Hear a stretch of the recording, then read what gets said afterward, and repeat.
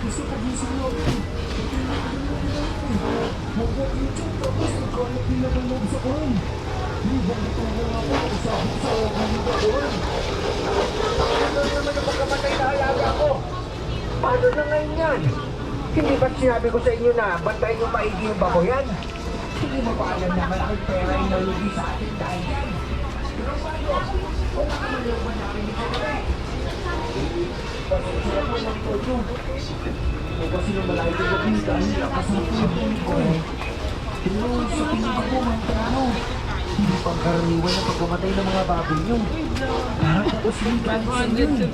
Inisip mo naman kapag isa hayop po may gawa nun. Hindi lang din nangyari to.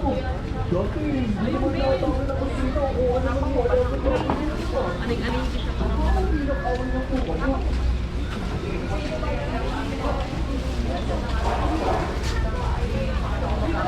Ano mo, siglang ikita ka na ako. Sir, gulay, vegetable, Pipino ko.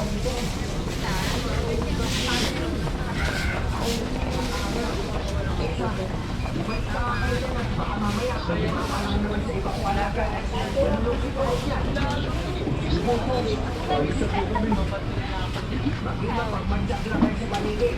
Huwag kayo tulog mantika. Baka mamaya pati kayo malapa rin dyan.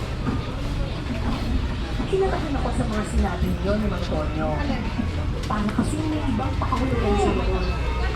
Pakiramdam ko kasi may alam siya at ayaw na lang magsalita. Bago na, diretso ka kasi ang Dahil ka pa nga nag-uugoy. Bakit Baguio hindi Manila? Ito yung kasi dalawang linggo.